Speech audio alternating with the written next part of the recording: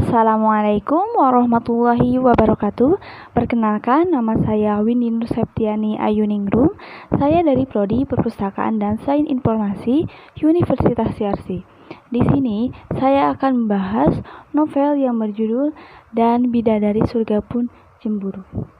Nah, di dalam novel ini terdapat tokoh-tokoh yang sangat menginspirasi atau dapat diteladani karakternya, sifat-sifatnya, dan untuk menjadi seorang muslimah yang taat kepada Allah Subhanahu wa taala dan mengikuti atau menaati peraturannya. Salah satu tokoh yang saya sukai dan ingin saya teladani sifatnya atau saya ambil hikmah dan cerita dari novel ini yaitu dari tokoh yang bernama Rindu. Rindu merupakan seorang anak yatim piatu. Ia ditinggalkan oleh orang tuanya karena kecelakaan kebakaran yang dialami kedua orang tuanya.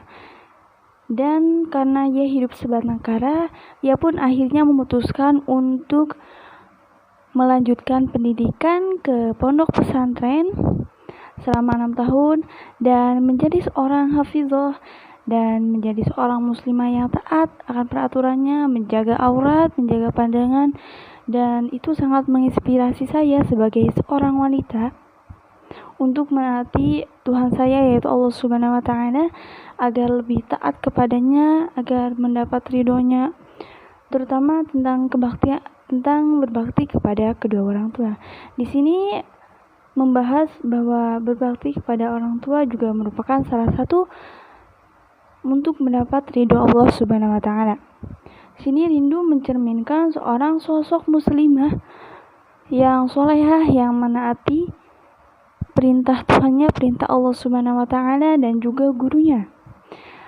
Rindu setelah keluar dari pondok pesantren, Rindu akhirnya dipinang oleh Raihan yang juga merupakan tokoh yang sangat menginspirasi dalam sifatnya, di mana keduanya membina hubungan rumah tangga yang harmonis dikarenakan juga kesadaran dari masing-masing tokoh.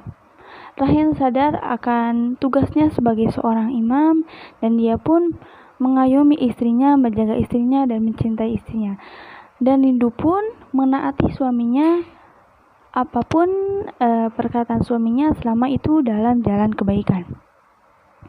Ketaatannya kepada suaminya sungguh membuat saya berpikir bahwa ya seharusnya seorang istri atau seorang muslimah itu seperti ini, menjaga auratnya, menjaga pandangannya, menjaga lisannya, hati yang ikhlas, sabar akan berbagai macam cobaan dan tidak menyerah terhadap keadaan yang ada. Walaupun sempat Rindu merasakan kerinduan yang amat besar kepada kedua orang tuanya, namun ia menghadiahi kedua orang tuanya sebuah mahkota yang akan bersinar terang nanti di akhirat surga. Amin ya. Di sini dapat diteladani bahwa karakter Rindu merupakan menjadi contoh bagi muslimah untuk menaati peraturan Allah Subhanahu wa taala. Karena apa? Rindu memahami hakikatnya sebagai seorang muslimah, sebagai seorang istri dan sebagai seorang hamba.